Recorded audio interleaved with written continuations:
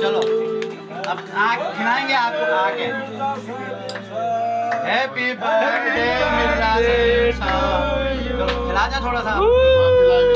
Young homeopathic doctors welfare association ضلع حیدرآباد کی جانب سے یوسف زئی ہومیو کلینک پٹھان کوٹ حیدرآباد میں جشن آزادی شایان شان طریقے سے منایا گیا. اس تقریب میں کراچی سے تعلق رکھنے والے ینگ ہومیوپیتھک ڈاکٹرز ویلفیئر ایسوسی ایشن کے فاؤنڈر ممبر و سابق رکن national council for homeopathy doctor و لیڈی ڈاکٹر سمیت ضلع حیدرآباد کے عہدیداروں نے شرکت کی. ڈاکٹر جنید اختر بخاری نے پرچم کشائی کی اور دعائے خیر کی. قومی ترانہ بھی پڑھا گیا.